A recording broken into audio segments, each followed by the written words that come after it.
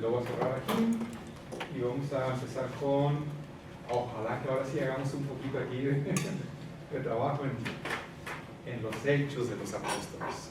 El día de ayer, buenos días, tardes a todos, primero que nada. Sí, buenas tardes. Hay varias preguntas, comentarios, formas de abordar cualquier libro de la Biblia, ¿verdad?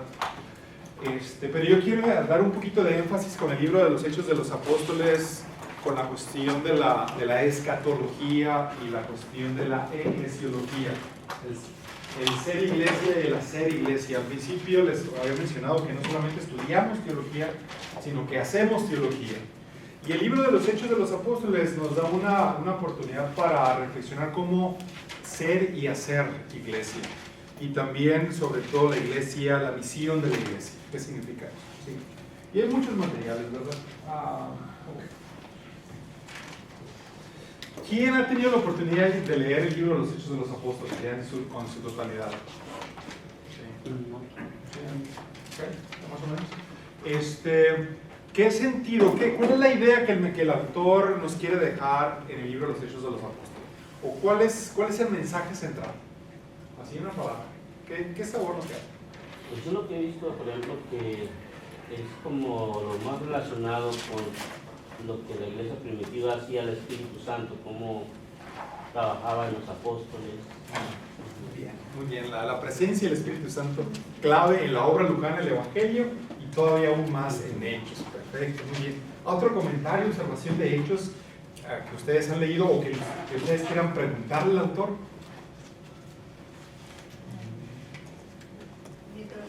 Nos habla de la vida de Jesucristo, nos habla después de la vida de Jesucristo, el mandato desde Jerusalén al mundo. Exacto. La obra lucana se le llama obra lucana tanto al Evangelio como al libro de los Hechos de los Apóstoles.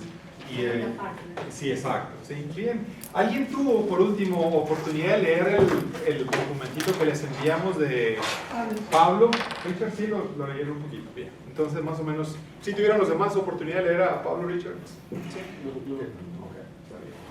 Ok, bueno, entonces vamos a pasearnos un poquito en el libro de los Hechos de los Apóstoles. Amplísimo, nos quedan solo 4 días, ¿sí? Pero vamos a tener una visión general y nos vamos a ir deteniendo en algunos aspectos. Entonces, comenzamos con una breve introducción que ya comentábamos el día de ayer sobre el autor, mismo autor del Evangelio, Lucas, a quien va dirigido a Teófilo, ¿sí? Que puede ser un personaje histórico muy probable, o que bien puede ser simbólico, representante de la comunidad a la que escribe. ¿Sí? ¿Cuándo fue escrito este Evangelio? Y esta pregunta es muy importante. ¿Sí? Si bien el autor es el mismo, Lucas, el periodo entre de escritura del Evangelio al libro de los Hechos de los Apóstoles puede ser algo significativo. ¿Sí? Algunos comentan que fue escrito cerca del año 115, ¿sí? En comparación con el Evangelio del año 85 tal vez, ¿sí? Entonces estamos hablando de un periodo significativamente amplio. Esto va a tener un impacto en el contenido de la eclesiología y también de la escatología. La pregunta del cuándo se va a manifestar el reino de Dios. Ahorita vamos a ver el reino de Israel, ¿sí? ¿Y qué significa eso del reino? ¿Cuándo va a venir? ¿Cuándo se va a llevar a cabo la parusía? Esto es la venida del Señor, ¿sí? Entonces hay un cambio de perspectiva, repito, entre el Evangelio y el libro de los Hechos de los Apóstoles. ¿Dónde se escribió? Probablemente en la región de Éfeso. A ver si ustedes tienen sus mapitas, ¿ubican a Éfeso en sus mentes? Sí. ¿Ya lo ubican a Éfeso? Sí. Son muchos. Éfeso, aquí lo tienen en este mapa. ¿Sí? Aquí tenemos a Éfeso. Entonces aquí tenemos a Judea, Jerusalén, otro centro importante, Antioquía, Éfeso. es muy importante no solamente para el estudio de los Hechos de los Apóstoles, sino también para el estudio del cristianismo primitivo, a entender la historia de Éfeso. Y nos vamos a detener más cuando veamos el capítulo 18 al 23 de Hechos, que es donde nos habla más de la presencia de Pablo. Aparentemente Pablo pasó algún tiempo aquí en Éfeso. De Éfeso aparentemente escribe Pablo a los Corintios, por ejemplo, ¿sí? Había una interrelación muy importante entre Éfeso y Alejandría, ¿sí? Una relación comercial muy importante, y por supuesto entre Éfeso y Atenas, ¿sí? Entonces, desde el punto de vista histórico y cultural, no digamos religioso, Éfeso es un centro religioso, social, económico muy importante. Podríamos decir una especie de Chicago, Nueva York en nuestros tiempos, ¿sí? De gentes de todos los lugares. De Éfeso también es donde vamos a tener clusters de las comunidades a las que se dirige el autor del libro del Apocalipsis. En toda esta región tenemos la Odisea, por ejemplo, ¿sí? Esmirna, Mileto, ¿sí? Toda esta región también es bastante. Tenemos además la carta a los Efesios, en fin. Éfeso es un centro cultural y religioso muy importante. Y desde ahí aparentemente el autor escribe el libro de los Hechos de los Apóstoles. Éfeso, sí. Vamos a ver un poquito más de eso. ¿Cuál es el objetivo del libro de los Hechos de los Apóstoles? Bueno, es contar la misión de los apóstoles, ¿sí? Okay. Pero aquí con la peculiaridad de la incorporación de los gentiles. Eso es muy importante. Y este aspecto, no solamente habíamos dicho antes, es geográfico, sino es ante todo teológico. ¿Qué más podemos decir? Sí, y la incorporación de los gentiles, y por los gentiles mencionados pueden ser los gentiles paganos puros, que no tienen conocimiento absoluto del judaísmo, pueden ser los temerosos de Dios o pueden ser los prosélitos. Tenemos subgrupos dentro del grupo de los gentiles, ¿sí? Okay, entonces, ¿cómo incorporarlos en esta comunidad? ¿Qué más podemos decir? El autor integra tradiciones cristianas primitivas como el querigma, y ya habíamos explicado qué es el querigma el día de ayer, la proclamación de la muerte y resurrección de Jesús. Es el núcleo del Evangelio. Interpreta también, o incorpora también interpretaciones de las Escrituras en la versión griega de los 70. Y de hecho, muy peculiar de su estilo es que en algunas secciones el autor imita el estilo de escribir de los 70, de la Biblia escrita en griego. ¿Sí? Pero también incorpora elementos de la cultura griega de la que él proviene.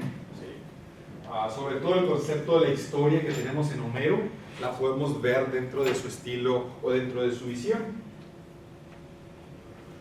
¿Cómo escribe? Lucas va a intercalar narraciones y discursos con algunos resúmenes. El esquema fundamental es de una narración, sobre todo geográfica, cómo se va expandiendo el Evangelio, cómo se van incorporando. Y entre este cuadro general de la narración en el libro de los Hechos de los Apóstoles, va a insertar unos discursos muy largos. De hecho, aproximadamente la mitad del libro de los Hechos de los Apóstoles es discursivo, grandes discursos de Pedro, de Esteban, lo vamos a ver, y de Pablo, incluso algunas repeticiones de estos discursos. Por último, estas narraciones y discursos se van a ir integrando en algunos resúmenes. ¿Sí? En algunos resúmenes. En los resúmenes podemos ver de una manera especial la mano del autor, Lucas. ¿Sí? ¿Qué contienen en particular los resúmenes? Los resúmenes nos van a hablar cómo vivía la iglesia primitiva.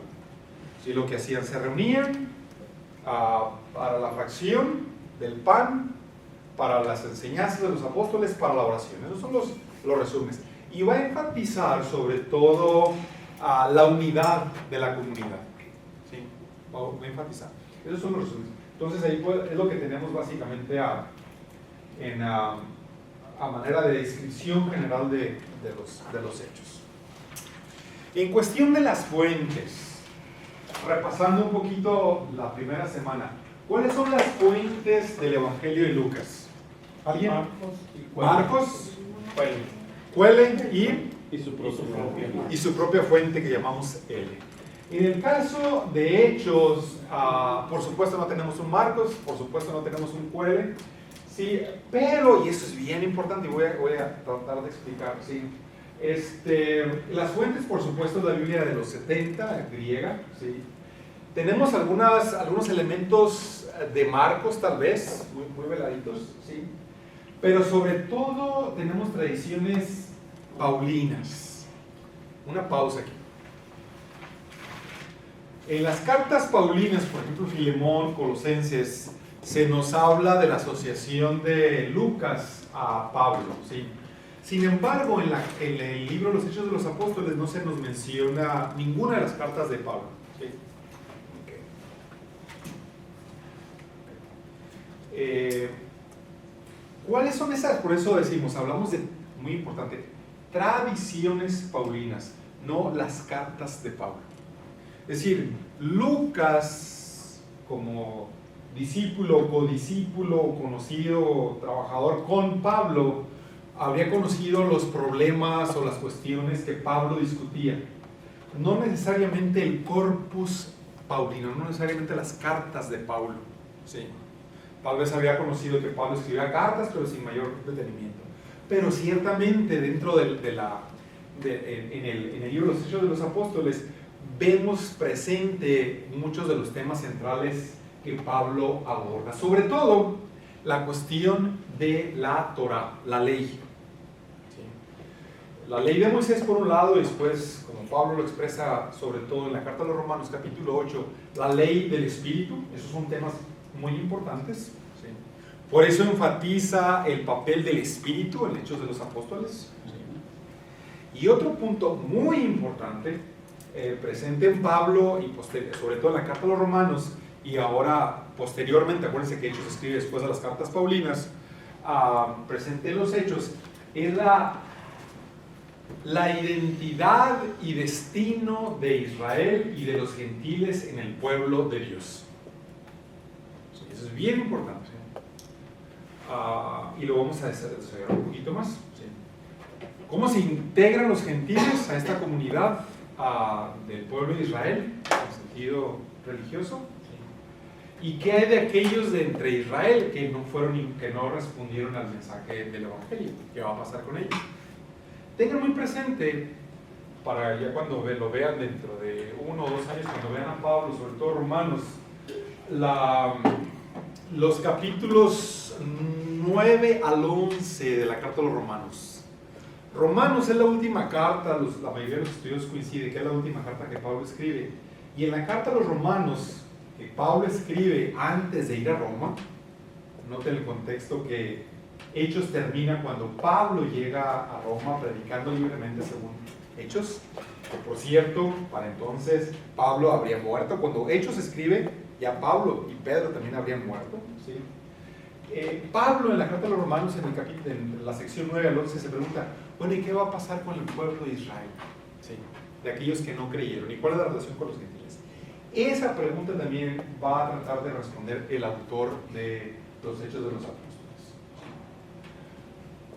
Tal vez haya tenido la influencia de Flavio Josefo, que era un judío, historiador judío, que vivió durante la ocupación de los romanos, la guerra de los romanos que destruyeron, al final de cuentas, la ciudad de Jerusalén, el templo, ¿verdad? Judío, pero que al final de cuentas trabajó con los romanos, entonces tiene una visión muy peculiar de cómo escribir una historia. ¿Por qué es significativo esto? ¿Sí? Porque, como lo vamos a ver enseguida, el género literario con Flavio Josefo y Filón de Alejandría, tal vez, no explícitamente. Estos fueron, fíjense, bien importante. Tanto Filón de Alejandría, un poquito antes, y posteriormente Flavio Josefo, judíos los dos, con educación griega, sofisticada, escritores, Cuando ellos escriben, Filón de Alejandría, Flavio Josefo, la historia de los judíos en el contexto romano, le escriben de tal forma para enmendar o facilitar la relación entre la comunidad judía y el imperio romano, para que la comunidad judía fuera en cierta forma aceptada o al menos respetada en los círculos romanos. ¿Por qué es significativo esto? Porque estas características las vamos a ver ahora también, no en el grupo de los judíos, sino en el grupo de la comunidad cristiana naciente, que emerge de la comunidad judía. ¿Sí? Entonces Lucas, probablemente familiarizado con estos autores, o al menos las tradiciones que estos autores presentan, quiere imitar lo que esos autores hicieron, es decir, justificar y poner en buenos términos la comunidad, esta es la comunidad cristiana naciente en la sociedad romana. Y de ahí habíamos visto, por ejemplo, la presentación de los romanos en el Evangelio en términos positivos. ¿Sí? El centurión, los soldados no tienen la culpa son de las autoridades judías, etcétera, etcétera. ¿Sí? Entonces eso es importante.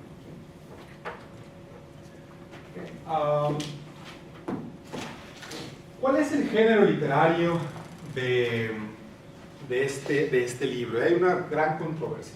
En general, así en términos muy amplios, es historia, pero no cualquier tipo de historia. Es una historiografía, un poquito más reducido, ¿verdad? Pero probablemente, o más específicamente, esta es una historiografía apologética. ¿Qué es la apologética? Es la defensa de la fe o de un argumento, lo que sea, ¿verdad? En este caso es la defensa de la identidad de este grupo cristiano. ¿Sí? Es una historia o una historiografía que hunde sus raíces en el Antiguo Testamento, está conectado con el pueblo de Israel, pero también en el contexto de la historia universal, que podríamos llamar nosotros. ¿Sí? Entonces, esos son a grandes rasgos lo que vamos a encontrar en este libro de los Hechos de los Apóstoles. Una estructura general del libro, muy sencillito, es la comunidad cristiana primitiva que vamos a ver el día de hoy, y luego la misión, a ver si alcanzamos a tocar tres, la misión a los judíos en Jerusalén, todavía, sobre todo con el papel de Pedro, y luego la extensión, la misión se extiende a los gentiles. Todavía Pedro lidera esta misión, sobre todo cuando va con Cornelio, por ejemplo, pero ya empieza a incorporarse el papel de Pablo en esa sección. Y por último, como pueden ver, la segunda parte del capítulo 3 al 28, en general, corresponde a las misiones o viajes, según lo quieran describir, de Pablo, ¿sí? Sobre todo entre los gentiles. Esa es la estructura general que podemos identificar. Comentarios hasta este momento. Esa es la visión general. ¿Sí? Bien, comencemos con el prólogo. ¿Sí? Algunos elementitos de aquí del prólogo. Los primeros versículos, los primeros 5 versículos, sirven a manera de recapitulación entre el primer libro, el Evangelio de Lucas, y este segundo libro, este segundo tomo de los Hechos, dirigido a Teófilo. En el primer libro habla de una narración exacta, ¿sí? Diégesis, ¿sí? Y en este segundo libro, en el primer libro lo llama como logos. La palabra logos significa en general palabra, tratado, estudio, pero es un término muy... En el primer tomo podemos describirlo. Escribía acerca de lo que Jesús hizo y dijo. La diferencia que había mencionado hace un momentito ya es significativa, es el tiempo entre la resurrección y la ascensión de Jesús, como está contado en el Evangelio y ahora en los Hechos de los Apóstoles. Esto es, ¿cuánto tiempo pasa entre el día de la resurrección y el día de la ascensión según el Evangelio de Lucas? 40. Según el Evangelio de Lucas. El mismo día. ¿Sí? Al tercer día resucitó. El día de la resurrección, ese mismo día, sí, el primer día de la semana, y el primer día, ese mismo día es tomado al cielo. ¿Okay?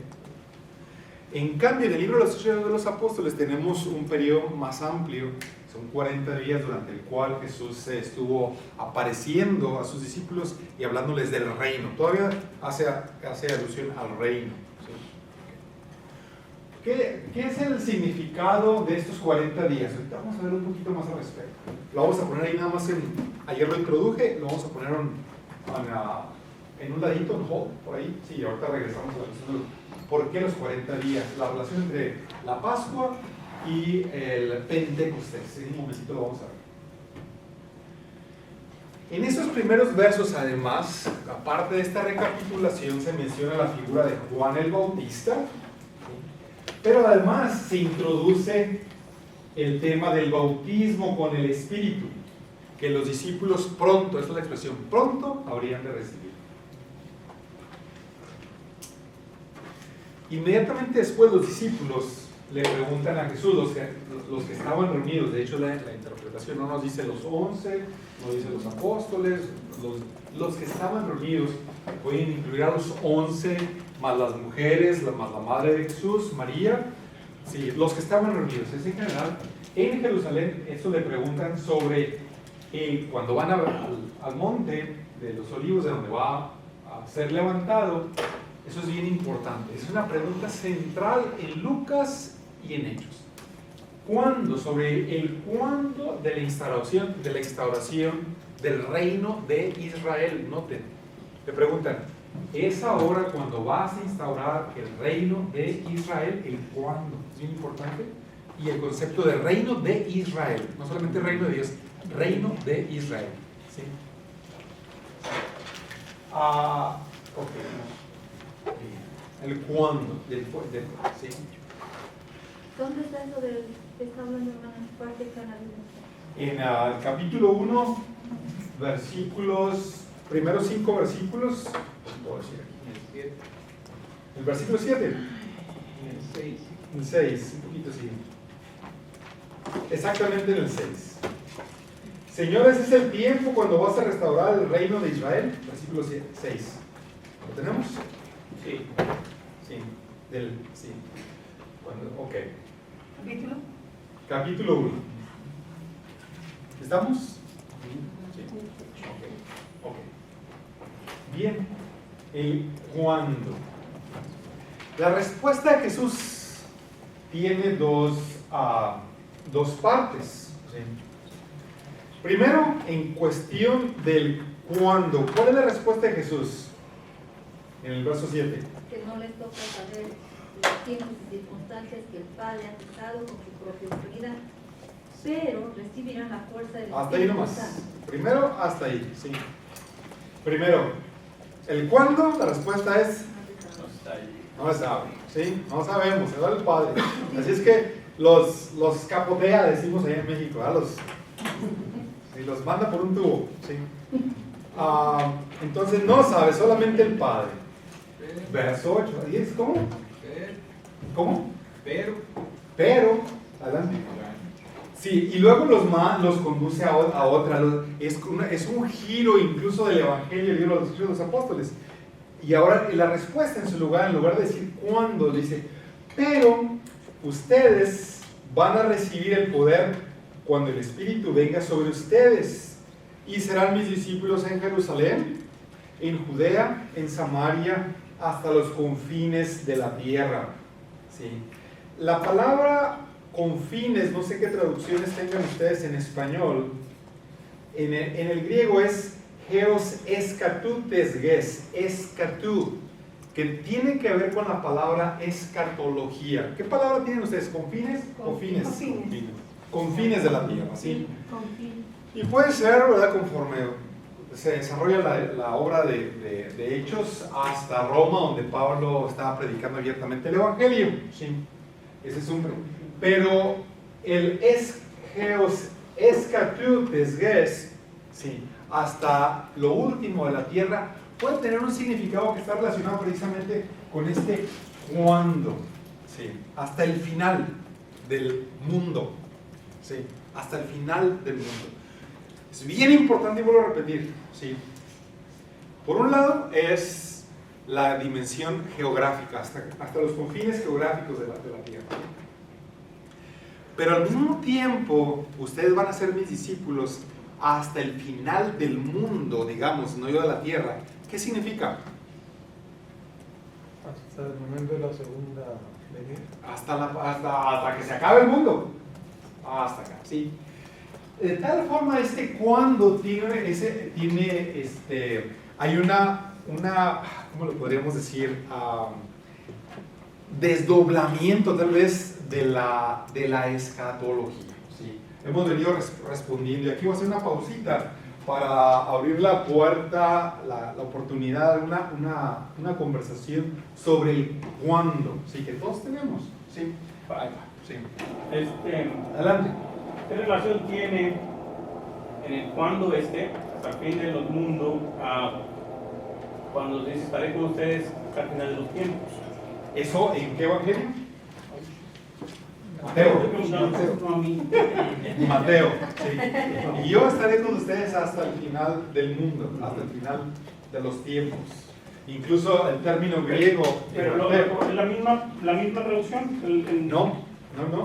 Aquí en Hechos es Geos escatutes ges, hasta el final de la tierra, que repito, primariamente tiene un significado geográfico, pero abre la puerta al menos la reflexión para entenderla como hasta el final de la tierra, hasta que se termine esta tierra. Pero cuando dice el final, a lo que yo quiero llegar, a punto yo quiero llegar, cuando dice hasta el final de la tierra, está hablando del límite terrenal o del límite del tiempo.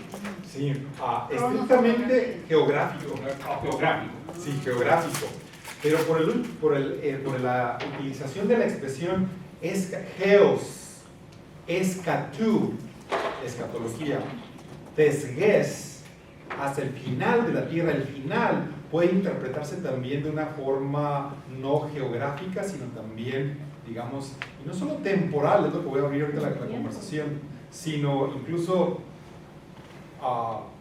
ontológico, existencial, que significa del ser hasta que la tierra termine de ser. Ahorita voy a explicar un poquito más, pero la pregunta esta que decías hasta el final de los...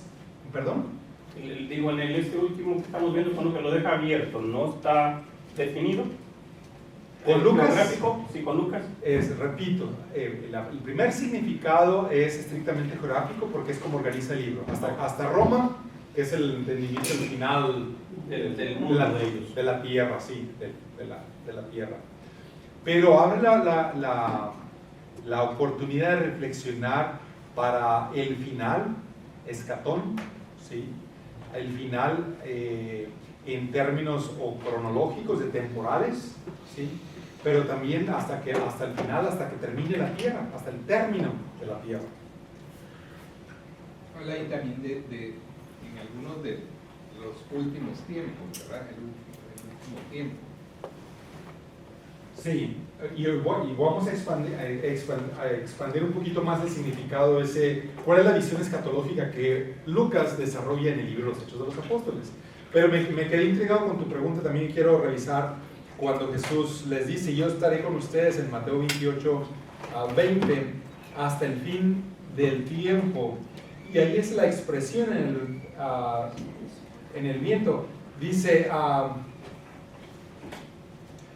geos, igual que en Lucas, geos, sinteleias tu aionos en lugar de tierra. ¿Sí? Aionos es tiempo, es un concepto más bien temporal. ¿Sí? Aionos. Mientras que en Hechos, ges es más geográfico. Geográfico y cronológico. Y cronológico en materia. Hasta el final de los tiempos. Aionos. Sí.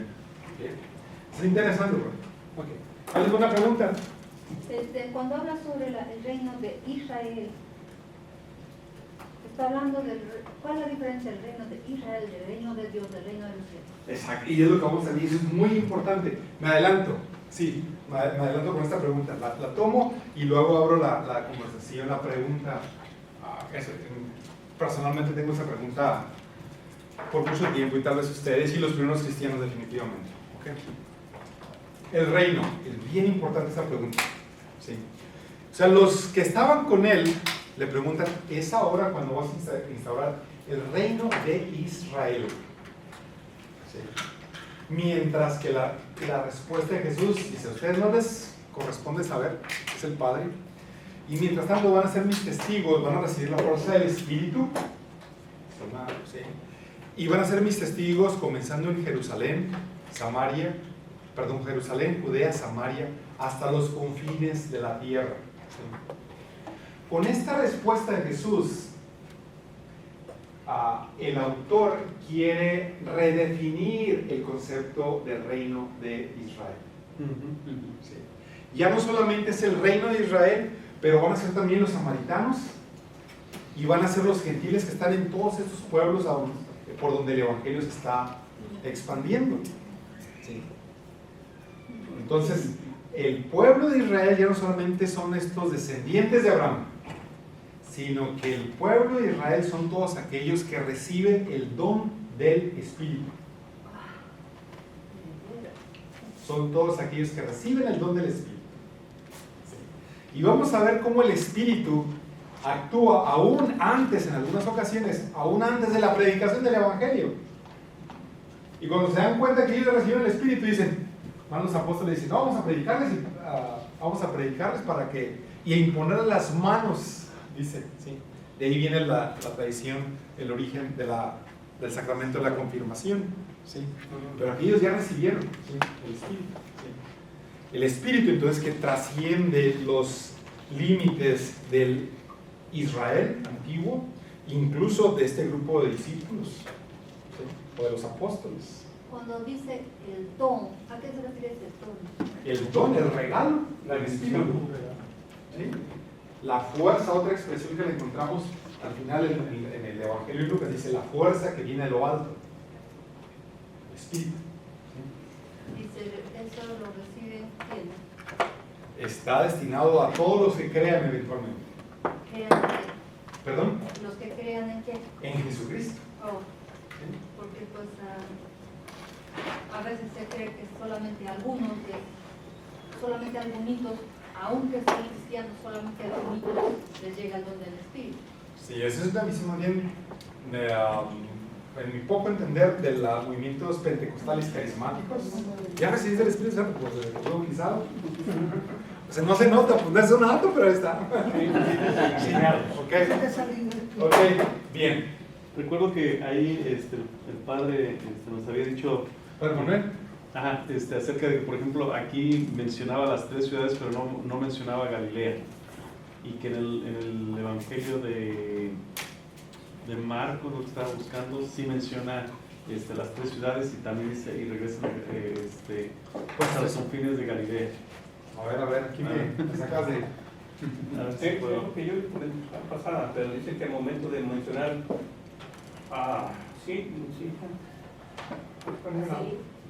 la última que menciona, está hablando ya del reino del norte, no precisamente de Galilea. Porque en el Mateo es claro que Jesús los manda a Galilea. Vayan a Galilea, allá los veré. Eso es muy claro en Mateo. ¿Sí? El problema con Marcos es más problemático. ¿Sí? Y simple y sencillamente porque el texto, el manuscrito, es truncado. El texto original de Marcos termina cuando las mujeres salieron corriendo del sepulcro asustadas. Sí, el ángel las manda a anunciar, decir que no está aquí, salen corriendo y es el texto más antiguo que tenemos, ahí termina, que no nos dice si vayan a Galilea, si vayan a Jerusalén, terminan teniendo a estas mujeres asustadísimas, corriendo en fuga, valga la redundancia, ahí termina, sí. Pero es otra historia ahí es otra cuestión ahí del Evangelio. Hay dos terminaciones largas y cortas, perdón. No estaba tan desarrollado para entonces por Marcos, como era muy temprano tal vez, solo lo que se recordaba se predicaba. No. Ciertamente es el Evangelio más corto, ¿sí? Sí. El problema de Marcos es el problema de los manuscritos que tenemos, los textos, ¿sí? El texto de Marcos termina en el capítulo 15 incompleto. Las mujeres salieron corriendo, ¿sí? Sí. En el 15:41, ¿sí? Sí. Ahí es donde termina, ¿sí? salieron corriendo ahí también. Las adiciones posteriores, una corta, una larga, probablemente fueron añadidas en base a los evangelios de Mateo y Lucas. O sea, unos editores que conocieron posteriormente Mateo y Lucas incorporaron esas adiciones que encontramos al final de Marcos. ¿Sí? No estaba trabajado. ¿Sí, díganme? Iba a decir yo, como dice usted, la cuestión es que en los escritos no se ha encontrado más.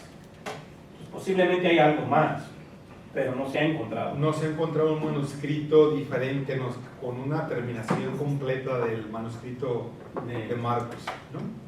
Ajá. Profesor, Sí. se le añade también, ¿verdad? Vayan por todo el mundo y proclamen la buena noticia a toda la creación, después en Marcos. Sí, pero eso es parte de las adiciones posteriores al Es propio añadido, evangelio. ¿verdad? Es un No añadido. podía quedar así. Sí. ¿Quiénes de ustedes estudiaron ya Marcos? El año pasado vieron Sí. Marcos, supongo, ¿no? Sí. Sí. La cuestión de ahí del final de Marcos es muy interesante. Pero, en corto, sí, las terminaciones de Marcos son, la corta y la larga, son añadidos posteriores que un editor incorporó al ver que el Evangelio de Marcos estaba truncado, literalmente truncado, y terminó conteniendo a las mujeres corriendo apavoridas, llenas de miedo. ¿Sí? ¿Qué más?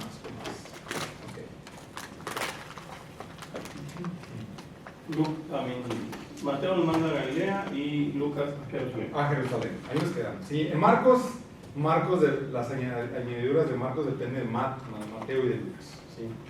Y ahí lo dejamos. Volviendo a la pregunta. Sí, Que claro. el padre, ya me estoy acordando que el padre Manuel Martínez, que eso se terminaba cuando la mujer había salido corriendo y lo demás se añade en favor de Pedro, que habían quedado como que era la María Magdalena la encargada de la noticia, entonces hubo que quitarla. ¿Quita qué? Hubo que menospreciar a María Magdalena y añadir esto en favor de Pedro. En Marcos. Sí. ¿Sí? Ok.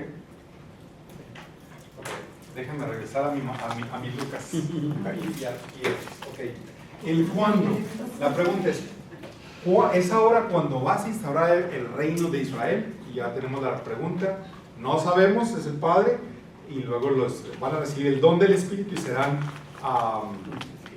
mis testigos en Jerusalén, Judea, Samaria, de los confines. ¿Sí? De esta forma expandiendo el concepto de reino. No limitado a Israel, sino también para aquellos para los gentiles, aquellos que van a aceptar el Evangelio. ¿Y el cuándo? ¿Okay? Pregunta, y abierta, aquí totalmente abierta. ¿Sí? Y es parte del creo, y luego el último, y espero la resurrección de los muertos y en la vida del mundo futuro. Pues así terminamos el capítulo. Bueno, ¿y cuándo va a venir el Señor? Ya vino. ¿No se fue? Ya vino. ¿Qué? Sí, por ejemplo, el catecismo, a un chiquillo les dice, bueno, si Jesús dijo que iba a venir, ¿cuándo? ¿Cuándo Ya va a venir? vino. Es lo que les dice, ¿cuándo y dónde está? Aquí. ¿Dónde aquí? ¿Dónde es aquí? Aquí en medio de nosotros. Es la respuesta. Sí. ¿Y que ahí va a haber un fin del mundo? ¿Va a haber un juicio final? No, ahí no está ahí. Entonces no esperamos. Lo que estábamos esperando ya está aquí presente.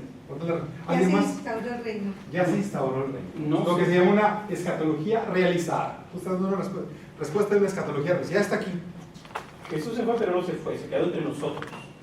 Pero Lucas ahí nos dice muy claro en Hechos de los Apóstoles que fue levantado al cielo. Pues sí, Y ese mismo Jesús que subió lo van a ver regresar. pero eso, ¿A qué se refiere? a que ya la tenía aquí. Bueno, desde el punto de vista de la iglesia, hay dos venidas, ¿no? La venida histórica, que es la que Su Jesús nacimiento. conocemos y que tiene también el asunto de que desde el punto de vista de sociedad sigue aquí todo el asunto, pero viene una segunda venida que es donde va a venir toda su plenitud y va a venir toda esta parte de esa. Cuando nadie sabe la fecha, ni la hora, ni el día, ni el momento, ni el Hijo de Dios lo sabe, pero es lo que nos enseña la iglesia, ¿no? Sí, ¿y tú qué me dices? ¿Tú qué le dices a los niños del catecismo? Lo mismo, me gusta la respuesta. A ver, otra observación. Yo creo que en el credo, nuestra profesión de fe, no solo Dios, si vendrá, de nuevo, buscar vivos y muertos en su reino también. Ahí está muy claro nuestra doctrina. Yo en lo personal me es muy cómodo también pensar que así va a ser. Cuando todo, meto la mano en la Biblia, no, pero sí me es muy cómodo pensar eso. En la doctrina sí, y nomás no expresa a los niños como dice la iglesia y descomulgan. Pero en lo personal, yo tomo más la idea de que Jesús no se ha ido. Jesús no se fue. Yo sé que no lo dicen los evangelios, sino que se quedó entre nosotros. Lo que sucede es que con esto, lo que yo pienso es, envió al Espíritu Santo. Y es el ¿Y luego? No, es su mismo espíritu, el Espíritu Santo es el que está. Y el credo es cosas hechas para cierto momento en nuestra fe, en cierta época. Si este es mi cuerpo y esta es mi sangre, lo recibimos cada domingo, cada que podamos. ¿Alguna otra observación? Yo estoy de acuerdo con el padre de que sí, ¿verdad? Jesús va a venir por segunda vez. Ahorita está entre nosotros diversas maneras, ¿no? En la comunidad, en la Eucaristía, pero sí creo que, porque el credo también lo dice, que Él va a venir. El credo magisterio, es doctrina, escrito por hombres en cierto momento histórico para confirmar la fe. Nos dieron una pastillita. No grabaste eso, ¿verdad? No. Te voy a tener que editar. No. En la parucía, según yo visualizo, tiene una nueva revelación de Jesús, no precisamente la venida del Señor bajado entre nubes, como dice la doctrina, sino que hay una nueva revelación de Jesús, de nosotros. Es que yo creo que también hay que ser abiertos en el sentido es que depende de quién venga la idea o el concepto, porque por ejemplo si leemos a los teólogos de la liberación, pues ellos van a decir que nunca se ha ido, que Dios está entre los pobres y que está aquí, y que la segunda venida es cuando se logra una transformación social y de bienestar para todos, que eso es la segunda, eso sería la segunda venida, la aparición del reino. Porque es bueno, los conocemos que veíamos el reino de Dios. ¿Qué es el reino de Dios? Va a venir el reino de Dios o el reinado de Dios, sino que el reino es al día, aquí y ahora. Algo similar. Bien. ¿Estamos comulgados? No, yo no estoy escuchando, Pero sin pretender dar una respuesta, definitivamente no pretendo dar una respuesta, esta es la problemática a la que se enfrenta el autor de Lucas y su comunidad. ¿Y cuándo? ¿Sí? Y la respuesta que encontramos que Jesús les da, si a ustedes no saben cuándo, ¿sí? Solamente el Padre, entonces ahí con esa respuesta nos incluimos. ¿Cuándo? No sabemos. ¿Sí? Pero mientras tanto, ¿qué vamos a hacer? Antes de dar esa respuesta, permítanme hacer un pequeño detour un poquito con Pablo. Pablo Pablo y sus comunidades enfrentaron la misma situación. Pablo, por ejemplo, la primera carta que él escribió, primera Tesalonicenses, él creía que la segunda venida iba a ocurrir durante su tiempo, durante su vida. Al final de su vida cambia su perspectiva, ya no dice, bueno, cuando venga, mientras tanto hay que darle, sí, hay que trabajar mientras. Y por ejemplo, una de las cartas deuteropaulinas, por ejemplo la segunda, la carta de los tesalonicenses, habla precisamente que mientras viene a trabajar, sí, el que no quiera trabajar, que tampoco coma. Sí, okay. Para que venga hay que trabajar. O para que venga, y mejor me gusta más todavía, para que venga hay que trabajar. ¿Sí? Es que sí hay esa espiritualidad, sobre todo en los hábitos. Dios trabaja con nosotros, no para nosotros. Dios va a trabajar conmigo si yo trabajo con Él. Y yo creo que ellos dicen que la noción, pues, muy equivocada es, yo le pido a Dios que trabaje por mí y que Dios no trabaja para nosotros, Dios trabaja con nosotros. Sí.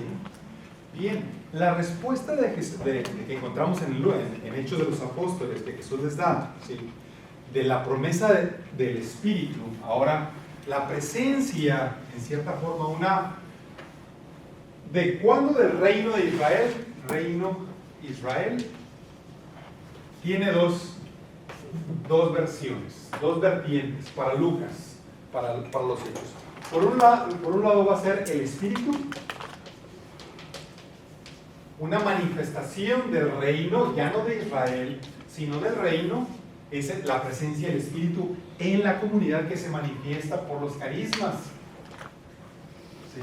Es la presencia del Espíritu. ¿Sí? Es una manifestación del reino. ¿Sí? ¿Okay? Que va a incluir no solamente Israel, sino que también, en general, los gentiles. Los gentiles. Ese es un reino que se va a ir expandiendo. ¿Sí?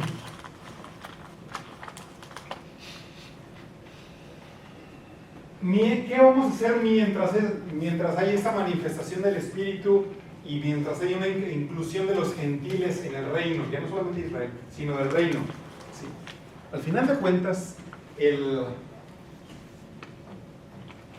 me escapa la palabra, el corazón, el mensaje, pues, de los Hechos de los Apóstoles, cuando vemos esto, radica precisamente en la misión. Mientras viene a predicar el Evangelio. Pero a chambear, sí, a trabajar, sí, la predicación. Pero no solamente eso. Sí.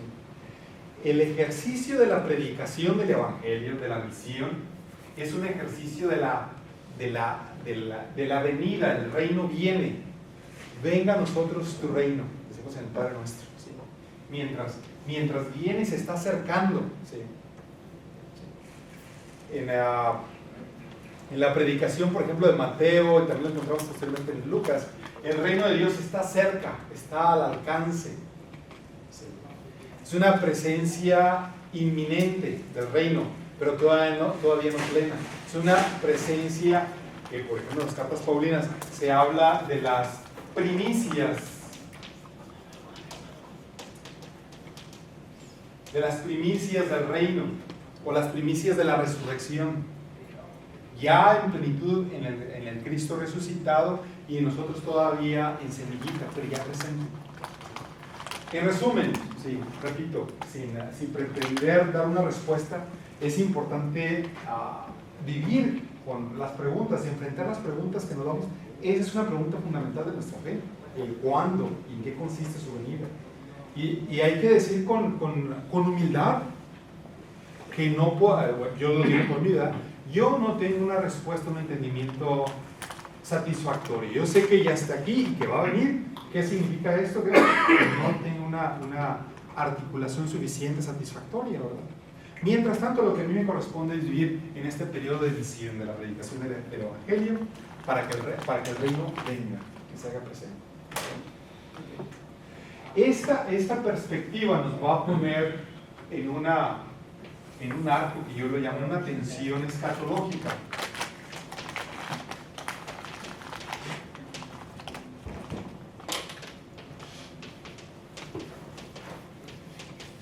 Entre el ya y el todavía no.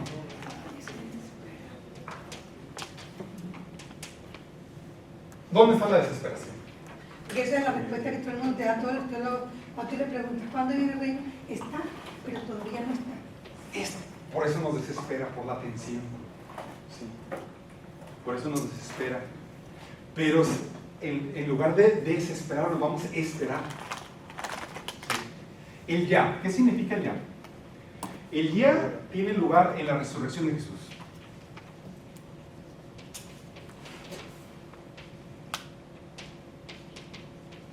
Como primicias. Con primicias de la resurrección de todos nosotros. De todos. ¿Sí? Al menos de todos los que creamos o todos los que crean. ¿Sí? Eso es la primicia, los primeros frutos. ¿Sí? Y nosotros ya participamos de ello. ¿Sí? Ya tenemos las semillitas. ¿Sí? El hecho de estar aquí simplemente. ¿Sí? de hacer lo que hacemos todos los días, es porque ya tenemos estas semillas. En esta tensión es donde encontramos la misión, nuestra misión.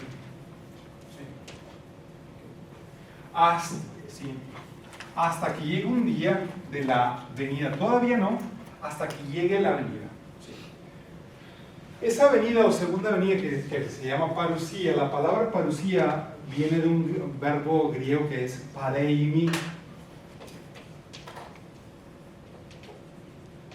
que significa llegar o hacerse presente. Presente. Por ejemplo, y esa la utilizaban especialmente, pues la aplicaban especialmente el emperador romano. Cuando iba a llegar a una ciudad, se hablaba de la parusía del emperador.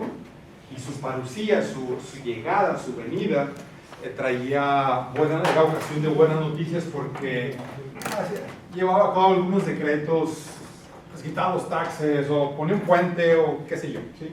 Okay. Paraimi. Es el verbo.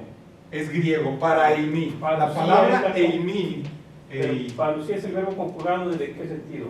No, la palabra parusía está compuesta de dos partes. Okay. Del verbo eimi, en par, el prefijo par eimi. Llegar o llegar a ser o a hacerse presente, que es lo que significa parusía. Por eso es muy rico, ¿sí? La parusía, y por eso se preserva en el lenguaje teológico el término parusía, no solamente segunda venida, porque la expresión parusía ya nos hablan solamente de segunda venida, de una manera cronológica, sino del venir o del hacerse presente. Por eso es muy importante rescatar algunos términos técnicos como este de la parusía, porque el Señor viene o se hace presente. Se hace presente. Ahora, permite, el Señor se hace presente en nosotros. Ya. Sí, pero sigue viviendo. Todavía Sí, no. sí, sigue en una movimiento, pues. Sí. Ya, pero O sea, todavía no. Entonces necesitamos, y nosotros nos vivimos en esta tensión. ¿Cómo es eso? ¿Cómo es esto? Que nos espera. Por esa tensión, sí. Porque estamos todavía, ¿no? Entonces es el anhelo. Sí. Es el anhelo de su venida, de su presencia. Pero el solo anhelo es porque ya. Hay un himno, no sé si ustedes lo recuerdan, el himno de la liturgia del oficio, que me gusta mucho, que habla dice, y si lo buscas no lejos irá, y si lo buscas no lejos irá, si lo buscas es que lo tienes. ¿No se recuerda uno de los himnos por ahí? Sí. Un himno que me gusta mucho. Habla precisamente de este deseo del Espíritu por Dios, el anhelo por Dios, que no lo encuentra, que lo busca y que lo busca. Y luego al final del himno me gusta mucho porque dice, y si lo buscas es porque lo tienes. Sí. Si lo buscas es porque lo tienes. Entonces repito, de esta tensión. A resumidas cuentas, quise hacer este comentario porque en una de las cartas de Pablo habla que vendrá como un ladrón nocturno, ¿verdad? No se sabe en realidad cuándo, pero nos dice también que despiertos o dormidos, no sé si se habla de muertos o vivos, lo importante es vivir con él. ¿Sí? Hay distintas analogías para la venida del Señor como un ladrón, por ejemplo, que no sabe el día. Y lo encontramos ahí en los evangelios. La Virgen, las lámparas. ¿Dónde? Las lámparas. Las lámparas, sí, ok. Bien, este es el cuadro con el que nos encontramos en el libro de los Hechos de los Apóstoles. Viene el cuándo del reino, entonces que la respuesta de Jesús reconfigura el entendimiento tanto de la venida, del cuándo, y ahora es por medio del Espíritu, y la reconfiguración del concepto del reino, no de Israel, sino ahora todos los gentiles, todos los pueblos, que vamos a encontrar, por ejemplo, alineados en el evento de Pentecostés. Padre, una escritura esta, ¿no será que no hay fecha ahí porque el momento en el que va a llegar es diferente para cada persona? Yo considero que la venida de Dios es cuando nosotros resucitamos en Él y Él resucita con nosotros. Entonces, no puede darnos una fecha porque es para cada uno. Es como el juicio individual o el juicio final, vaya, sí. No hay una respuesta. No hay una respuesta. Nosotros estamos en ese periodo del ya y el todavía no, y mientras esperamos a la misión. Eso es básicamente lo que es. ¿Okay? ¿Quién es? Estar preparados. Estar preparados porque nadie sabe ni el día ni la hora. Sí. Bien, okay, del cuándo. Sí, ya lo dije. La ascensión tiene por objeto, entonces, refutar la expectativa de una parucía inminente que llevaría a los creyentes a una alienación del presente. Galileos, cuando llegan, se aparecen estos hombres vestidos de blanco, ¿qué están mirando? ¿Qué están mirando al cielo? A trabajar. Básicamente es a trabajar. ¿Sí? Bueno, tenemos alguna comparación entre el prólogo en el Evangelio y el prólogo de Lucas, que ya expliqué. ¿Sí? Y lo mismo también la diferencia entre la ascensión descrita en el Evangelio y en el libro de los Hechos de los Apóstoles. ¿Sí? Es lo que vamos a continuar. En ambos casos, pues, se quedan en Jerusalén. ¿Sí? Acá se habla de la promesa de mi Padre. Acá más explícitamente el don del Espíritu Santo. El poder, recibirán el poder cuando el Espíritu Santo venga sobre nosotros, sobre ustedes. Yo tengo una pregunta, si no es cuando escribe Lucas, ¿pasa mucho tiempo después de los hechos? ¿Pasa mucho tiempo? Sí, comentaba en la introducción de la fecha, y la fecha es importante, esta pregunta-respuesta, porque nos ayuda a entender esta tensión escatológica de la que estamos hablando. Desde el mismo Evangelio ya hay indicaciones del presente, del hoy de la salvación. Vimos, y ahorita vamos a volver a repetir, hoy ya está presente la salvación en esta casa, Saqueo, por ejemplo. ¿Sí? Sí. Pero entre el 85 aproximadamente que se escribió el Evangelio y cuando se escribió los Hechos de los Apóstoles, pasan 15, 25 años por lo menos. Y ya cambió su forma de pensar. Las expectativas se tuvieron que replantear, las expectativas, como le ocurrió a Pablo.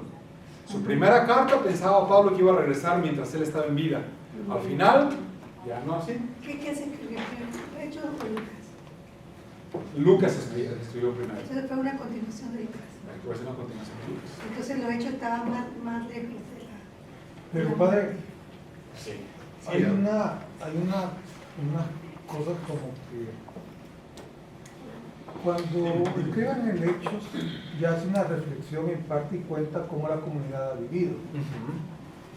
Pero la comunidad ha cometido errores. Pongo el caso cuando la gente pone todo en venta porque cree que ya va a venir Jesús. ¿Eso sería un error entonces? Sí. Okay. Porque ahí mismo, y voy a poner eso porque lo plantearon ellos como que ya sucedió. Y la colecta que tienen que hacer los demás cristianos con esa comunidad es por esa razón. En Hechos 16 están hablando de en 1 Corintios están pidiendo la colecta para ellos.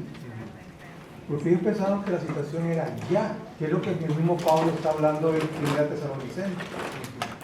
Pero después se dan cuenta que no es ya.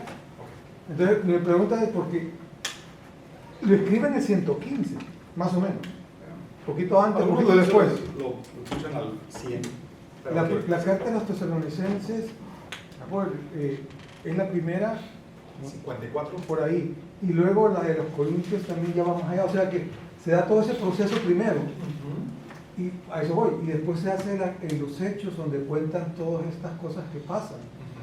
Pero también me llama la atención que no hacen una, ¿cómo decirle? Si ya pasó el problema que la gente creía que ya, y lo cuentan, me llama la atención que no ponen de énfasis en la otra parte de que no es todavía. De hecho, Hechos, el libro de los Hechos de los Apóstoles, va a transportar el evento de la parucía a un tiempo indeterminado que no sabemos. ¿Sí? Dos observaciones cuando venga el tema de la colecta. ¿Sí? Como dice en el capítulo 16, sí, está la mentalidad, vendan todo, incluso dejen tierras, madre, padre, no se casen, ¿verdad? Porque el reino de Dios está a punto de venir. ¿Sí? Esa es esa mentalidad en el siglo I, definitivamente, ¿verdad? En la mentalidad de Jesús está Juan el Bautista, la misma idea de la inminencia del reino de Dios. ¿Sí? Eso es muy claro. Sin embargo, la otra parte del comentario, pregunta que haces de la colecta, no, definitivamente que no obedece a que, bueno, como no llegó, tenemos que hacer la colecta para que sobrevivan porque vendieron todo. No. La colecta responde a una tradición precristiana, ¿sí? Donde los judíos de la diáspora tenían que aportar para la comunidad judía en Palestina, especialmente en Jerusalén, contribuir con sus bienes, primero desde el punto de vista económico material, porque es una comunidad más pobre comparada, un poquito como lo que pasa con los inmigrantes que mandamos las remesas a México o a Latinoamérica, ese mismo concepto. Pero más importante aún es para expresar el sentido de solidaridad y comunión, esa parte es clave, comunión con la iglesia de Jerusalén, con los santos, de hecho así los llaman, los santos de Jerusalén. Pero en base a que ellos han puesto a venderse todo. No, vuelvo a repetir, no.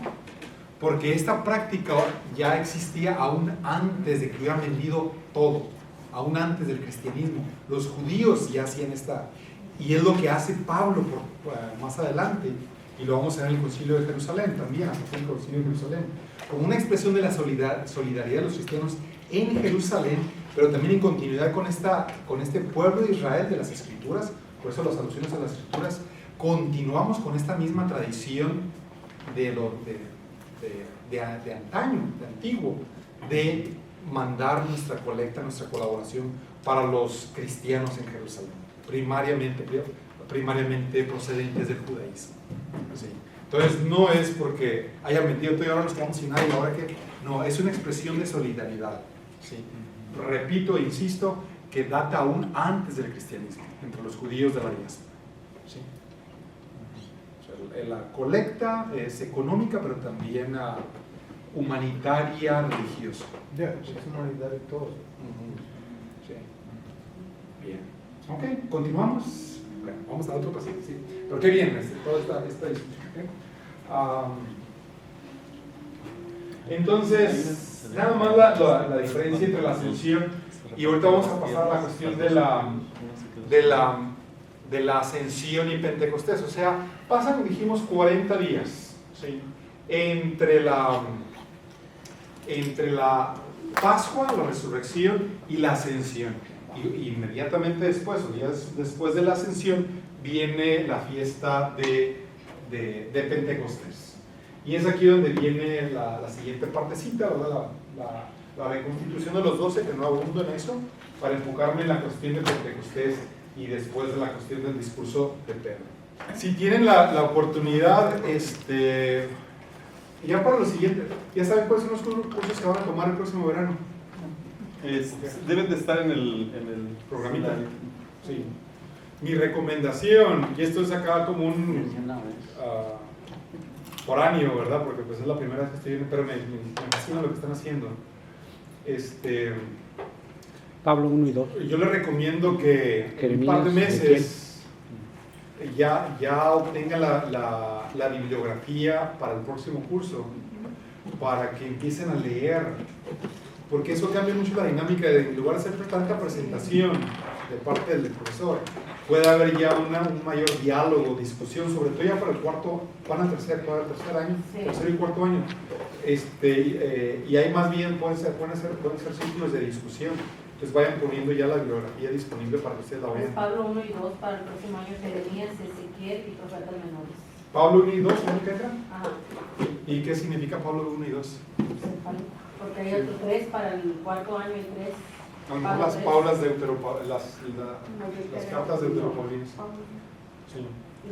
Si tienen la oportunidad, vayan, porque a mí me gusta mucho esta colección de libros, porque es muy legible, muy sencillo, tiene recuadros para la reflexión pastoral, ¿sí? Y contiene el Antiguo y el Nuevo Testamento. Si si tenemos la oportunidad de compartir con ustedes Pablo, que es mi especialidad para el próximo año o el siguiente año, dependiendo, yo le recomiendo mucho el volumen 18. Sí. Yo les recomiendo que ya vayan leyendo, porque tiene 3 partes. Tiene la introducción a Pablo, su vida, su cultura, etc. Y luego tiene la carta a los romanos que yo escribí en esta colección. Y luego viene la carta a los gálatas. O sea, Pablo, volumen 18 ¿de cuál? De esta colección. De ese Esta es la parte final aquí. El profesor Ricardo López, él vendía uno de esos libros. Él es el editor Sí, él era del el Nuevo editor. Testamento, sí. Entonces, ¿cómo lo conseguimos? ¿Dónde consiguieron estos? Acá el hermano. De los mandados de España, ¿eh? Pero el padre Ricardo también lo tenía, yo lo compré el año pasado. ¿Todos? No, de Lucas y Hechos. Lucas y Hechos. Están en Script también, en línea. Se puede bajar uno en Script con lo que hice yo con varios. ¿Cuál fue la que usted dice que escribió? El 18. Una parte, soy coautor con el 18. No, yo les digo porque para ver, por ejemplo, a Pablo, yo les recomiendo que lean la vida de Pablo, si no en este libro. Yo digo para que tengan un lenguaje común, ¿sí? Una colección común. Y es relativamente accesible, no es tan caro como otras colecciones más. Sí. Vamos a ver la que viene. Entonces nada más para que ahí lo platiques con Padre Manuel y ya vayan adquiriendo y leyendo. ¿Sí? Ok. ¿Seguimos? ¿Ahora sí? Sí.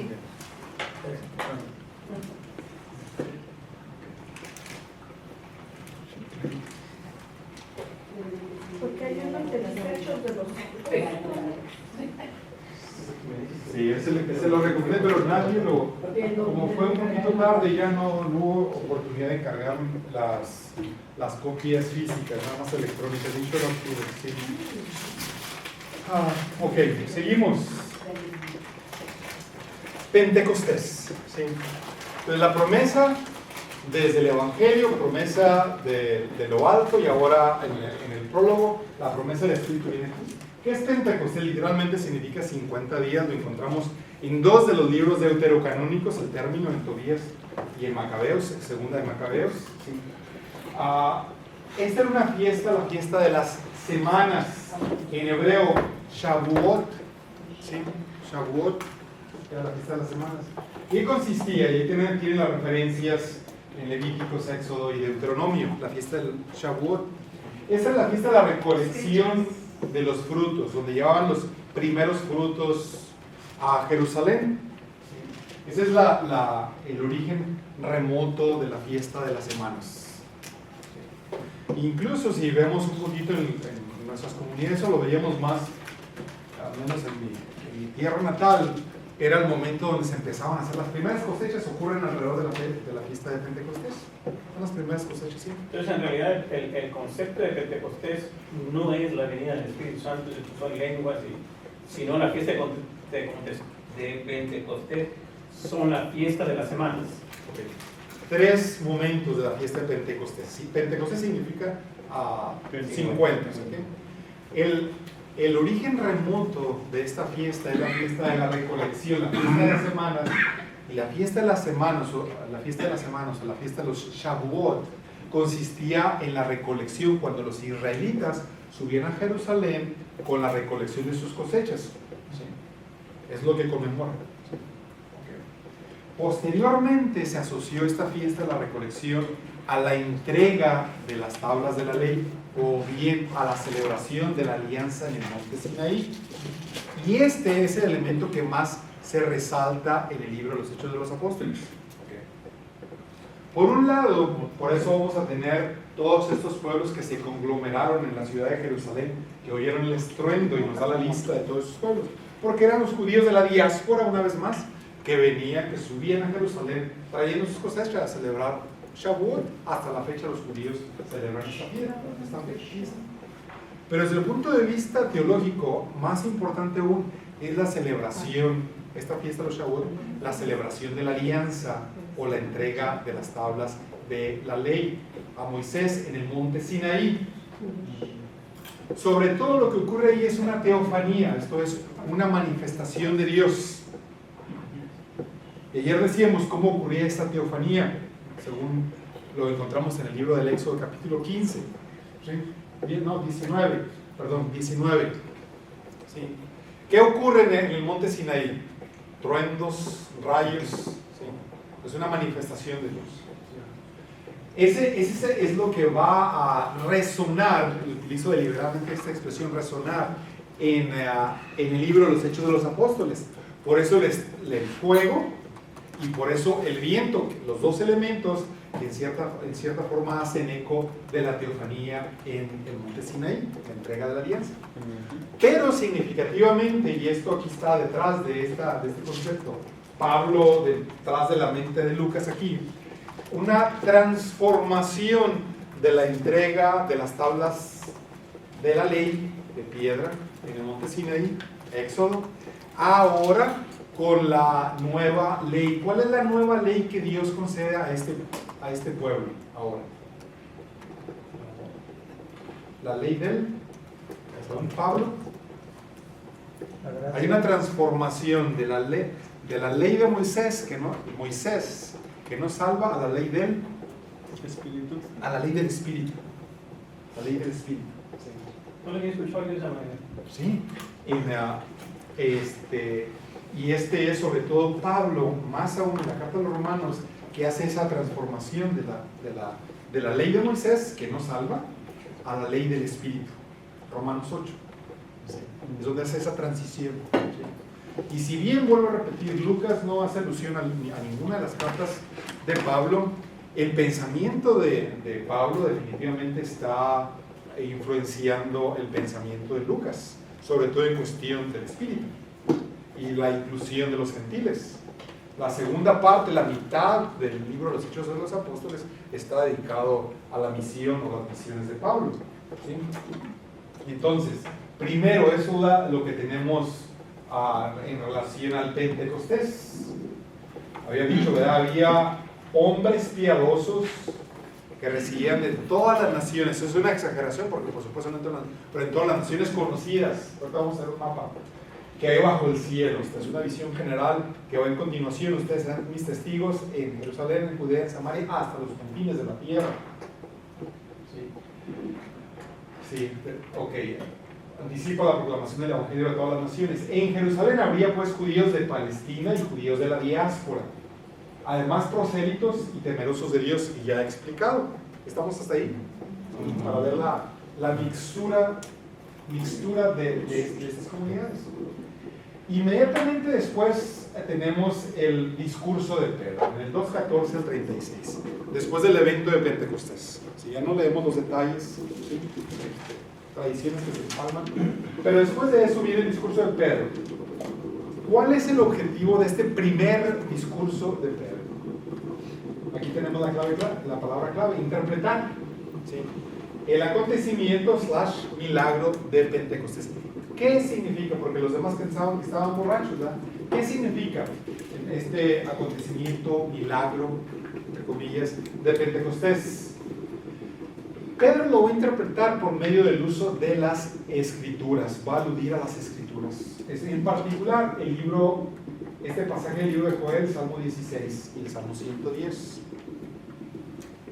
Dos cosas, la misma.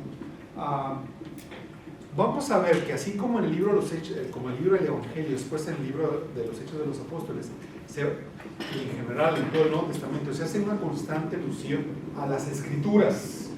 Y por eso decíamos que es la ley, los profetas, los escritos, Moisés, Elías, David. ¿Sí? ¿Para qué? Para mostrar que hay una continuidad en la historia de la salvación entre el Antiguo Testamento, lo contrario del Antiguo Testamento, y este acontecimiento nuevo en Jesús y la comunidad de los discípulos de Jesús. Hay una continuidad, no es un grupo que sale de la nada, sino que hay una continuidad. Por eso la alusión la alusión a las Escrituras en el Nuevo Testamento, Lucas y Hechos, primero. Segundo, de una manera más concreta, en el texto que más resalta es precisamente el libro de Joel, del profeta Joel, el profeta postexílico, habla precisamente de la manifestación o del derramamiento del don del Espíritu y sus efectos, sobre todo el de profecía, ¿sí? Que es lo que después se va a manifestar precisamente conforme se va expandiendo el Evangelio en otras comunidades, ¿sí? Un gesto de la presencia del Espíritu son los carismas, por ejemplo el don de lenguas, que estos reciben. Al centro de la predicación de Pedro está, y ese es el corazón del Evangelio, de los Evangelios del Nuevo Testamento, es el corazón de Lucas y ahora Hechos, es el querigma. Esto es, ya hemos visto varias veces, la proclamación, querizo en griego significa proclamar, a la proclamación de la muerte y resurrección de Jesús. Ahora, cuando Pedro habla acerca de Jesús, utiliza los siguientes términos, y esos términos manifiestan que yo llamo, ¿verdad?, en latín, increciendo, va creciendo la descripción de quién es Jesús. Primero habla de este Jesús nazareo. Ayer alguien me preguntaba del nazoreo. Volví a revisar, Fitzmayer dice Nazaret, procedente de Nazaret. No hay en efecto una alusión a algún voto de ser nazi, no hay tal nazareno. Sí, nazoreo o de Nazaret es lo que significa, ¿sí? Pero el término que aquí aparece es nazoreo, ¿sí? Primero habla como Jesús el nazoreo o el de Nazaret. Un punto muy básico, sí, nazoreo, ¿sí? Y luego, hombre acreditado por Dios con milagros. Entonces, sube un nivel más profundo, ¿sí? Y luego, profeta, noten, verso 29. Y la culminación es precisamente la proclamación de Jesús como Señor y Cristo. Kyrios, en griego, Señor, Kyrios, que es un título que se le da nada más ni nada menos que a Dios mismo. Y Cristo o Mesías. Pues noten cómo aumenta, ¿verdad? Cómo aumenta esta proclamación. Seguido de esto viene el efecto, de la proclamación del querigma, por este caso por parte de Pedro, viene la conversión de una multitud que se suman a formar parte de la comunidad y el bautismo en el nombre de Jesús. Pausa. Por ejemplo, en Mateo tenemos la orden de Jesús de bautizar en el nombre del Padre, del Hijo y del Espíritu Santo. Lo mismo lo tenemos en la Didache. Aquí en el libro de los Apóstoles, en los Hechos de los Apóstoles, tenemos la práctica del bautismo en el nombre de Jesús. No es un bautismo trinitario en esta expresión. Después del acontecimiento de Pentecostés y de la predicación de Pedro, es un discurso bastante largo, ¿sí? Viene un resumen. Pongan atención a los resúmenes, no vamos a encontrar la palabra resumen ahí, ¿verdad? Lo podemos identificar como tal. Y aquí tenemos todo el texto, 2:42-47, ¿sí? que viene siendo una descripción de la comunidad cristiana primitiva. Ya lo hemos visto. Se dedicaban a las enseñanzas de los apóstoles, a la comunión, a la fracción del pan y a la oración. Por enseñanzas de los apóstoles, debemos decir que se refería a la lectura y explicación de las Escrituras. Estas son las enseñanzas. Y luego, los prodigios y señales hechas por los apóstoles, que van a replicar los hechos, las enseñanzas y los hechos que encontramos en el Evangelio que Jesús realizó, sobre todo en este caso por Pedro y posteriormente por Pablo. Y luego el efecto de esta vivencia del Espíritu, si ustedes quieren, es las cosas en común. Todos los que habían creído estaban juntos y tenían todas las cosas en común. Vendían todas sus propiedades y sus bienes, las compartían con todos según la necesidad de cada uno. Día tras día continuaban unánimes en el templo, partiendo el pan en los hogares, eran pequeñas comunidades, comían juntos con alegría, otro distintivo de Lucas, alabando a Dios y hallando favor de todo el pueblo. Y el Señor añadía el número a los que iban siendo salvos. Un resumen que ahí nos da básicamente que va a estar repitiendo a lo largo del libro de los Hechos de los Apóstoles. ¿Eso era idealizado o no más lo escribió así el escritor? ¿Cómo cree usted que va a ser idealizado? ¿Qué digo? Que sí era idealizado. En efecto, sí. El consenso de los teólogos, ¿verdad?, sobre todo por la repetición y lo que vemos, lo que leemos entre líneas, lo que pasa entre cada resumen, es la presentación de una comunidad eclesial ideal. ¿Sí? Es decir, es una invitación a la unidad. ¿Por qué es una invitación a la unidad? Porque había divisiones. ¿Sí? Y esta realidad la vemos en las comunidades de Pablo de manera clásica. Está, por ejemplo, la comunidad de Corinto, que había divisiones entre ellos por muchos motivos, ¿sí? De liderazgo, cuestiones doctrinales o de cuestiones de moral. ¿Sí? Pero en efecto, los resúmenes es como un recordatorio del ideal de la comunidad cristiana. Ahora, que hayan vendido todo y lo hayan puesto en todo en común, lo vamos a ver con Ananías y Zafira, que no todos lo hacían, ¿sí? Pero es el ideal. Ahí perdón, puede regresar tantito, perdón. Dice que estaban las enseñanzas a la comunión y a la fracción del pan. Por lo general hoy en día entendemos la comunión como fracción del pan, ¿no? ¿Qué diferencia o en qué contexto lo pone ahí? Aquí la expresión griega, si mal no recuerdo, es koinonía. Sí. Y me permito ver el texto 2:42.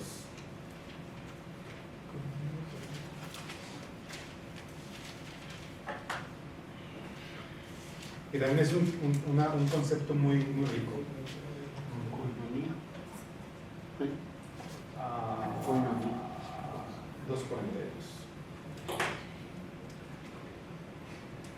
2:42.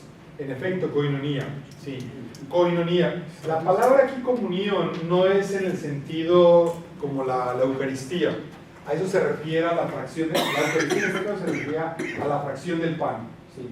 Comunión es el tipo de vida comunitaria, koinonía. Aquí lo escribo para aquellos, ¿sí? Comunión, sí. Koinonía. Koinonía es comunión. Es decir, la vida comunitaria. ¿Sí?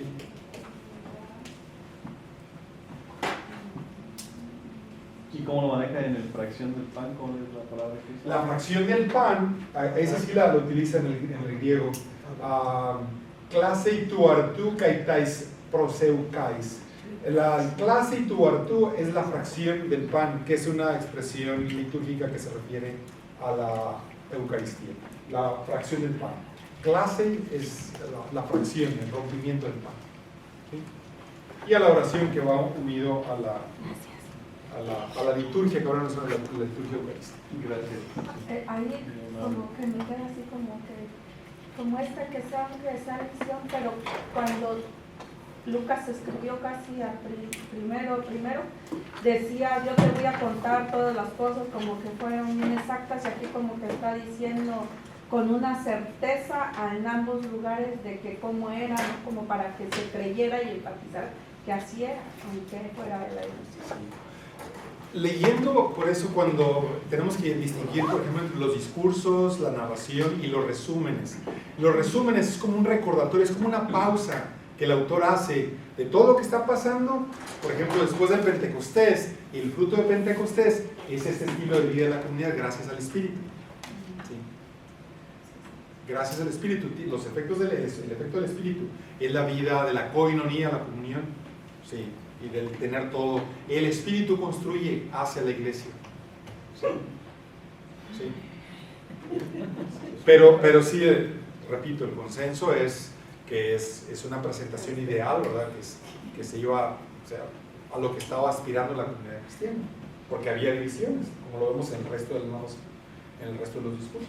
Y también había mencionado que el bautizo que se daba en ese momento era con el Espíritu y no era todavía trinitario, ¿verdad? ¿Hasta qué tiempo ven este concepto de trinitario en los bautizos? Sí, recibieron un bautismo con el Espíritu, definitivamente, pero lo que mencioné ahorita es fueron bautizados en el nombre de Jesús. Y es probable que el bautismo en el nombre de Jesús sea el bautismo más antiguo, ¿sí? Y después, en la versión de Mateo y de la Didache, se llevó a la práctica un bautismo trinitario.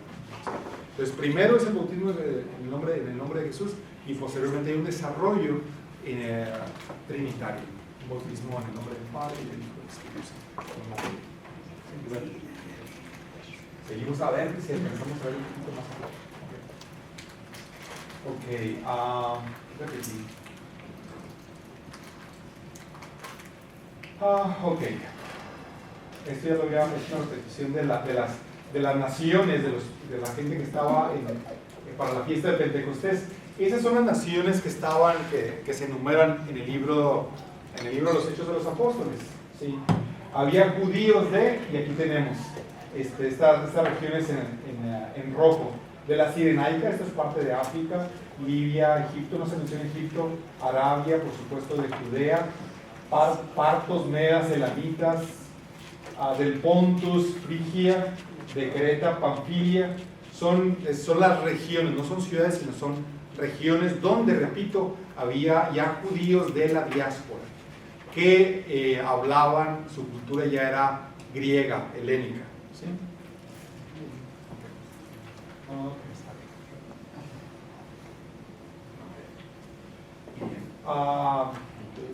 5 minutos.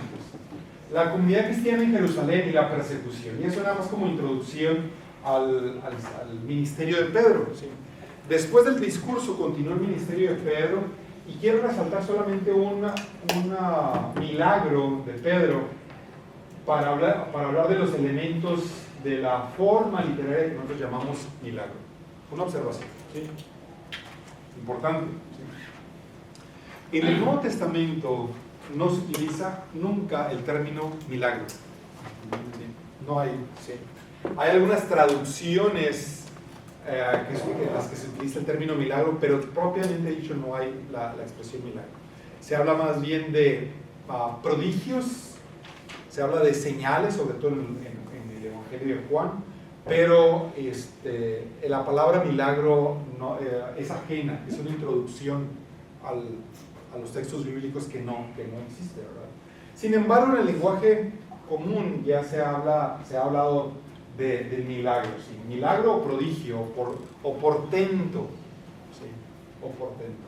¿Cuáles son los elementos de esta forma literaria? Así como tenemos la forma literaria de la parábola, tenemos la forma literaria del milagro. Tenemos estos 5 elementos del milagro. Primero, se describe la condición del enfermo, ¿sí? O el que va a ser sujeto, más bien objeto del prodigio, ¿sí? Estaba en el templo, estaba sentado por ahí. Y luego la orden de levantarse. Levanta. ¿Sí? Y luego el efecto de la orden, la curación propiamente dicha. Y luego el efecto, ¿sí? De lo que hace el enfermo, se pone a caminar. ¿Sí? Y luego, esto es bien importante, tal vez sea la parte más importante de la forma literaria del milagro, esto es la reacción de la gente, tanto en el caso de Jesús y ahora en el caso de Pedro. Hay admiración, ¿sí? Y algunos aceptan el mensaje o aceptan la fe en Jesús, ¿sí? Pero aquí es muy importante la asociación que hace Lucas o el autor del libro de los Hechos de los Apóstoles entre esta forma literaria del milagro, ¿sí?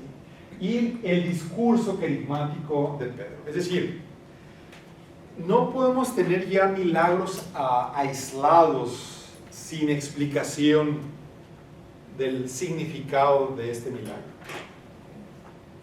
Y en este caso tenemos la predicación de Pedro, el segundo discurso de Pedro, que es un discurso carismático. Y aquí tenemos estos elementos que describe. Se enfoca más en la muerte y resurrección de Jesús. Jesús siervo, muerto y resucitado. Y la invitación, nótese que ya hay un avance en relación con el discurso anterior de Pedro. ¿Sí? Aquí es Jesús Nazareno, hombre acreditado por Dios con milagros, profeta, Señor y Cristo. Ahí termina. Y en cambio, en el segundo discurso ya viene una invitación al arrepentimiento. Cristo anunciado por los profetas y por Moisés. Noten una vez más esa repetición de la ley y los profetas. Moisés y los profetas. Y luego viene después el arresto y testimonio de Pedro ante el Sanedrín. De esta forma, lo que está haciendo Lucas está presentando primero la figura de Pedro y posteriormente la figura de Pablo en términos similares a la figura de Jesús. Viene un milagro, viene una predicación, viene un arresto, viene una liberación. Atención con este último elemento de la liberación. En el caso de Jesús, obviamente la liberación va a ser su resurrección.